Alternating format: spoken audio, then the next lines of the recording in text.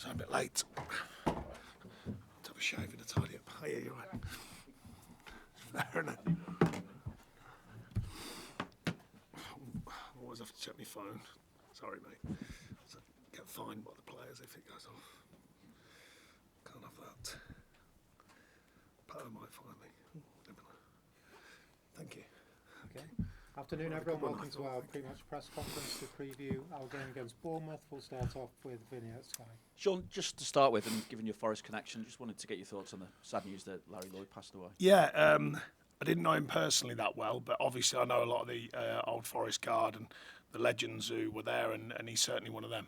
And I'm sure held in high esteem for his achievements, not just at Forest, but certainly for Forest. For yourself, there's been plenty to deal with in the 3 weeks since you've had a game. Always is here. Well, first of all, there was the hearing this week regarding the second charge for a breach of profit and sustainability rules. What indication, if any, have you been given from those who were involved as to how that's gone? Too early yet, other than they've shared the information that was asked of them. So too early to get a feel of it, and just waiting really like we did last time. I'm sure everyone's hoping that it's fast-tracked slightly. But we'll have to wait and see. Also, the Premier League have said that they're minded to approve the takeover as well. What have you been told as to the likelihood of 777 partners getting hold of the football club in the next week or so? I know no more than what I did know. So I'm sure they would let me know, by the way, but I know no more than what I did know, which is not that much really. The one meeting still remains that I had with them, very casual meeting that it was, and waiting for more news. Do you feel, though, that you're finally getting to the stage where you know exactly where you are at and you can maybe start at least putting some kind of concrete plans in place to move forward? No, I don't think we're there yet. There's certain things, the club guidelines currently, and kind of giving a feel of where we're at now. But then obviously if that changes, new owners, etc., points maybe, we'll have to wait and see. But no, it's nothing. It's pretty fluid at the moment until we know more news. And just back to the hearing, I mean, what would you say is a realistic or an acceptable outcome for yourself from that? Well, I think the last one jolted everyone in football. So I think really we're just waiting now, because I don't think anyone has concrete proof of which way these things will go, and particularly after the first one. So I think it is just, from our point of view, we can only give the information that's appropriate. I wasn't there, obviously, but so I'm told we've given every bit of information that we can give, and hope that they see accordingly what the club's been trying to do to make sure within the right areas that they need us to be in. So therefore, we'll hope that it comes to nothing. We'll move on to football. Obviously, Jared Branthwaite was part of the England squad. What did you make of the fact that he didn't have any game time with England? I mean, I've never, I know Gareth well. I respect him as well. I've never tried to put any of my thoughts on him. He's asked me about players, their form they're in. But I would say that as Everton manager and someone who cares for the players, of course, I was surprised he didn't get even a few minutes. That being said, fantastic experience to be around the group. I know Gareth, they certainly treat them well there, and as a collective, like a unit. So I'm sure he'll have enjoyed that experience. I had a quick word with him today, but nothing heavy. And he's back in the group training with us today. It's not knocked his confidence at all? Absolutely not. No, I mean, it can do nothing else than boost him getting a call up to the main side rather than the under-21s. So, no, absolute positives all round for him. But, like I say, I'm Everton manager and I care for these players and I would have liked him to get a few minutes. But Gareth wanted to get what he thought was the right team to win. That's the job. For yourselves, how useful has the break been in terms of just building things up? Because obviously we know 16th of December was the last time you won in the Premier League. No, it's been, I mean, the challenge we had, as you know, is the extended period due to the change of games. And I think we used it as wisely as we could to make sure. And some have been away, of course. We've only just got them lads back today. And a few of them, have played more minutes than others. Seamus particularly. Miko had great news, of course. Madu played the other night, Canalesso 70-odd minutes. So Poe's played a couple as well. So, we're monitoring them. They did less today, quite obviously, because they've played so recently.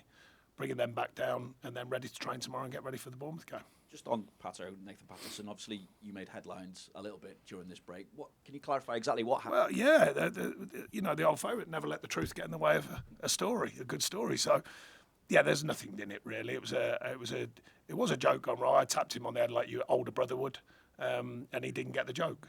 That was it. basically. There's no more to it. But of course, that wouldn't have sold. So when that news go, everyone has to add layers and layers and layers to it. But it's really that simple. That was it.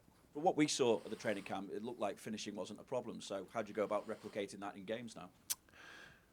Well, I think the moment of truth is different when it's on a training pitch. Everyone knows that. And I think sticking to task, I think a lot of the performances have been right. A lot of the performance levels statistically have been right. We've spoken endlessly about it, but the words have to stop at some point and we have to take action. And I think we've been very close to doing that. The freedom to miss, the freedom to score, whichever way you look at it. That's the bit that's missing a lot of our performances is the final moment. So I think just reinforcing to the players the good work they're doing, reinforcing how important the final moments are, of course. But they know that. It's about going into these games with the right frame of mind, and performance-wise we are, but we've got to win games. That's the job, end of. And you beat Bournemouth comprehensively at Goodison earlier this season, but they seem to be in a lot healthier state than they were back then. So yeah, they the challenges. They had that really tough start, and then they came to a really strong spell of results, and then a quieter spell, and then popped up with another one. Another couple of good results, and they've turned into a decent outfit. They've worked hard at their game, I think, as have we in different ways. And we. Obviously, with the points added on, would be similar position. But there lies the truth of a story. Bournemouth being rightly so respected for the season they're having, and us being questioned. And you go, well, if we didn't have them points taken away, we wouldn't be getting questioned. So there lies the change in a story. And the facts are that it's still a tough game. It's a Premier League game, and we have to take it on wisely and be ready to go and perform. Hi, Sean. Good luck. Thank you. Thanks, Vinny. We'll go to Ellen at Premier League Productions. Hi, Sean. Hi. Can we just get an update on Idrissa Gana Gueye and Arnat Danjuma and where they're at with Yeah, Idrissa played, I think, was 70 minutes or around 70 minutes. A lot of travelling involved, so he's had a quieter day today, but he's fit. And Arnie's only just back on the grass with us. He's been on the grass with the medical side and the sports science side, getting fit and making sure he's well. But literally his first training session with us today as a group. So therefore he's going to need a bit of time to make sure that he's right. We mentioned that slightly longer break for you and your players, obviously mentioned the international break as well, but do you feel like you're any closer to cracking that code when it comes to goals? Well, you can never guarantee it, but the stats and the facts suggest earlier season, and I spoke about it clearly then, the team that we have here who break down the numbers, I spoke to them and said, what do you think? And they said, keep doing what you're doing, because the stats were that strong. Then, of course, we won down at Palace, then the break, had the points taken away, and then 4 wins on the trot, so they were kind of correct. We were on the right lines. And we're similar but different now. We've got to a point where the stats are strong, the performance levels are strong, the physicality is strong, the fitness is strong. They're all measurables. The hardest thing to measure is the moment of truth when someone, whoever that someone is, takes that chance. You can't always measure the mindset of a player, and it's difficult to recreate that on a training pitch. But you've got to keep doing the right things, and we've got to continue to do that. We are doing lots of the right things, but all the right things are deemed different if you're not winning.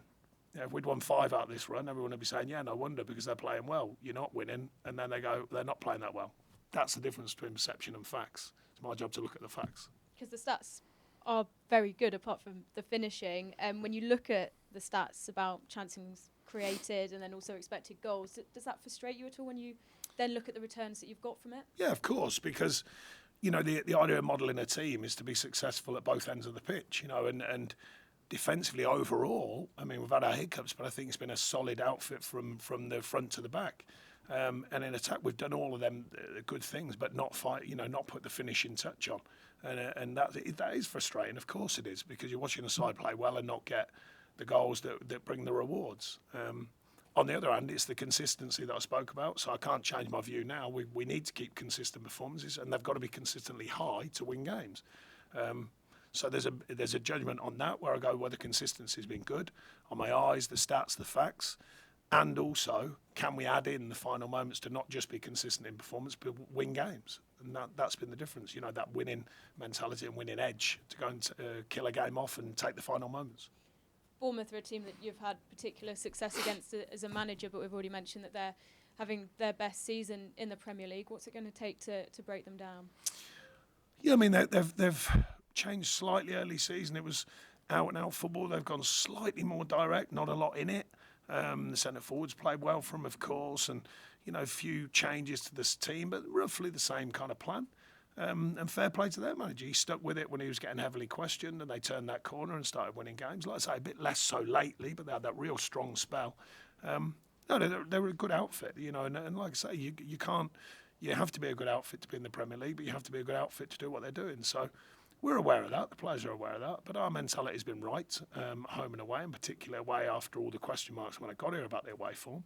So we've got to use our mentality, but use our talent as well and go and take it on.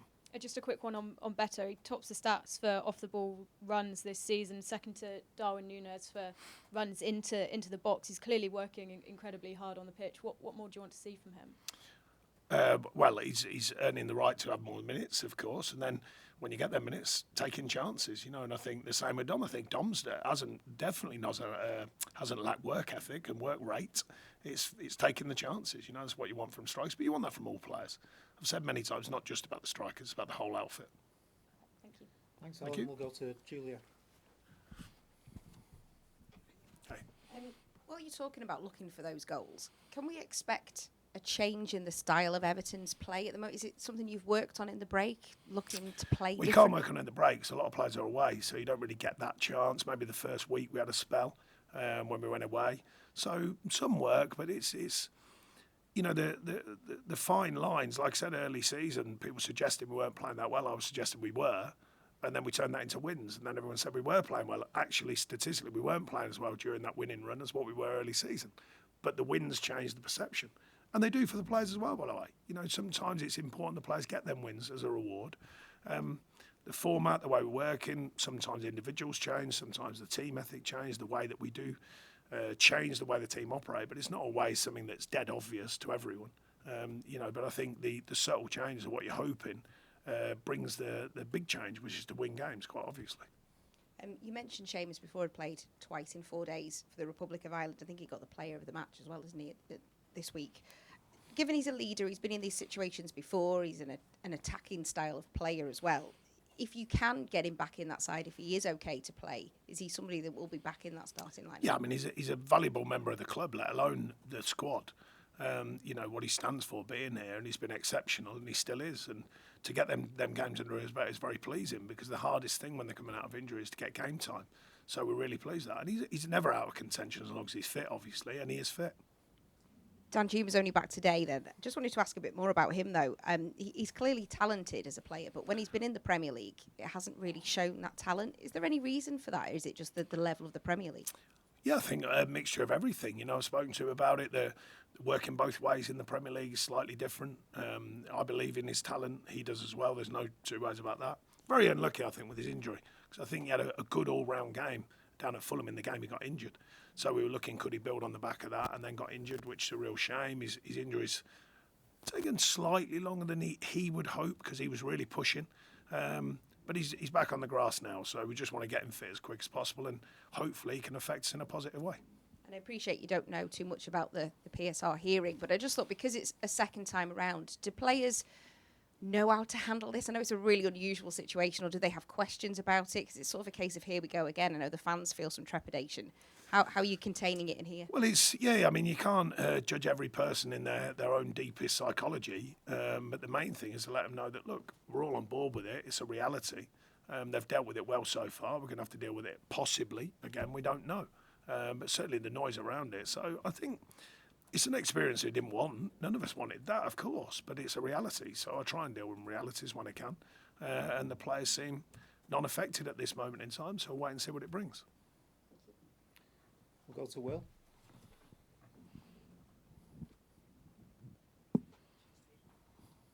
Hi Sean, can I just ask you about Forest's points deduction? Obviously only 4 points compared to Everton's 6.